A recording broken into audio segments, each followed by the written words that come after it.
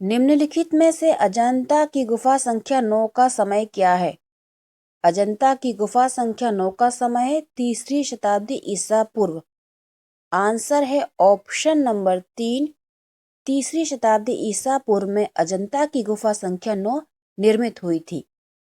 भारत में अपना शासन पुनः स्थापित कर हुमायूं 2 फारसी चित्रकारों को साथ लाए। वे थे, तो हुमायूं के साथ भारत आए थे मीर सैयद अली और अब्दुल समद। आंसर है ऑप्शन 4, मीर सैयद अली और अब्दुल समद आए थे भारत में हुमायूं के साथ। ये थे फारसी चित्रकार। जहांगीर के शासनकाल के चित्रों की किनारियां सुनहरे रंग फूल पत्ती से सुसज्जित होते थे, उन्हें कहा जाता था।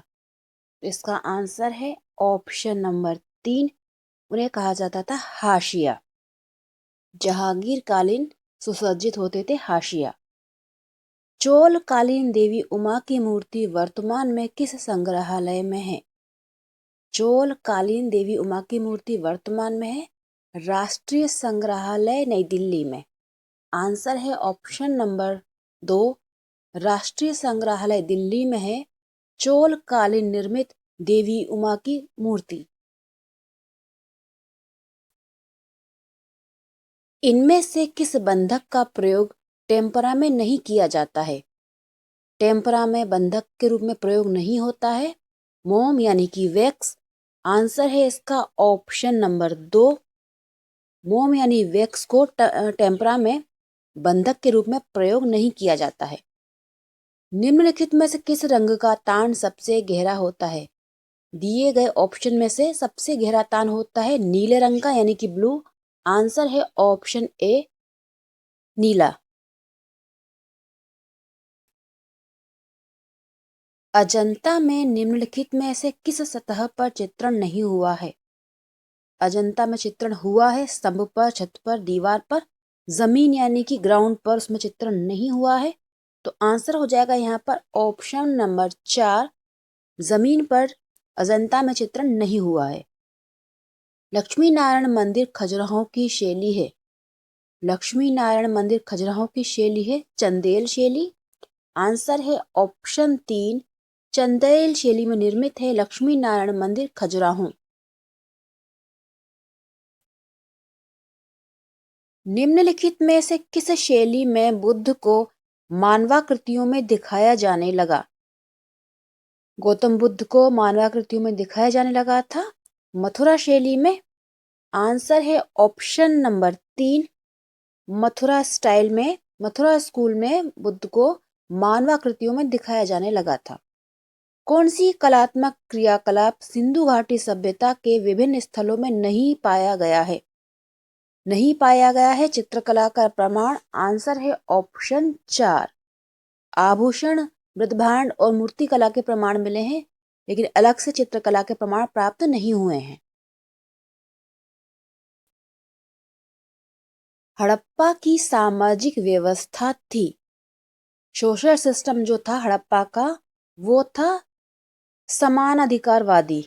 आंसर है ऑप्शन नंबर 3, समान अधिकारवादी था सोशल सिस्टम हड़प्पा का। चोल कालीन नटराज की मूर्ति में शिव की भंगिमा है। चोल काल में निर्मित नटराज की मूर्ति जो है उसकी भंगिमा है अतिभंग। आंसर है ऑप्शन 4, अतिभंग मुद्रा में निर्मित है नटराज मूर्ति। अजंता का पद्म पाणी बोधिसत्व चित्र किस काल का है? अजंता का पद्म पाणी बोधिसत्व चित्र है लगभग 7वीं शताब्दी का। आंसर है ऑप्शन नंबर 2, लगभग 7वीं शताब्दी इसका समय काल है। लघु चित्र राग मेघ किस पहाड़ी शैली से संबंधित है? लघु चित्र यानी कि मिनिएचर पेंटिंग है राग मेघ और ये बनी है कांगड़ा शैली में। आंसर है ऑप्शन नंबर 3, पहाड़ी उपशैली है कांगड़ा शैली, उसमें निर्मित है चित्र राग मेघ। निम्नलिखित में से कौन कला का तत्व नहीं है? कला का तत्व नहीं है यहाँ पे पर्सपेक्टिव यानी कि श्रय वृद्धि। आंसर है ऑप्शन नंबर 3, श्रेयवद्दी कला का तत्व नहीं होता है। लक्ष्मण गौड़ द्वारा रचित आदमी औरत व पेड़ एक है।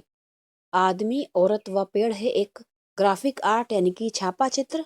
आंसर है ऑप्शन 1, ये है छापा चित्र। राजपूत लघुचित्र चित्रित किए गए थे। राजपूत लघुचित्र चित्रित किए गए थे हस्त निर्मित कागज पर यानी कि हैंडमेड पेपर पर। आंसर है ऑप्शन नंबर 4, हस्त निर्मित कागज पर बने थे राजपूत मिनिएचर पेंटिंग। चौगान खेलती राजकुमारियां लघुचित्र किस शैली से संबंधित है? चौगान खेलती राजकुमारियां चित्र बना है जोधपुर शैली में। आंसर है ऑप्शन नंबर 4, जोधपुर शैली का चित्र है चौगान खेलती राजकुमारियां। मुगल लघु चित्रकला शैली का कलात्मक शिखर किस शासनकाल में देखा गया है? तो ये शासनकाल था जहांगीर का। आंसर है ऑप्शन 3, जहांगीर के शासनकाल में मुगल लघु चित्रकला शैली अपने शिखर पर थी। प्रारंभिक मुगल लघु चित्रकला शैली पर देशीय विषय वस्तु और चित्रकला शैली के साथ प्रभाव था। तो ये प्रभाव था फारसी शैली का यानी कि पर्शियन स्टाइल का। आंसर है ऑप्शन 4, फारसी शैली का प्रभाव था प्रारंभिक मुगल लघु चित्रकला शैली पर।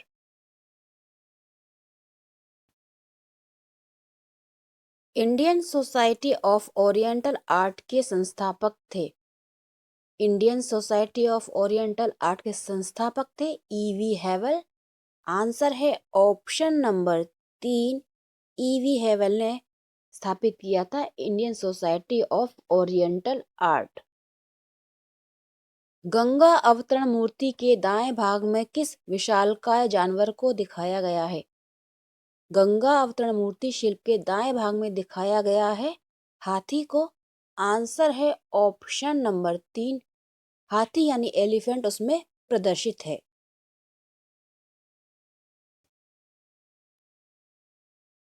ये चित्र है मूर्ति शिल्प संथाल फैमिली यानी कि संथाल परिवार का, जिसके कलाकार हैं राम किंकर बेद जी।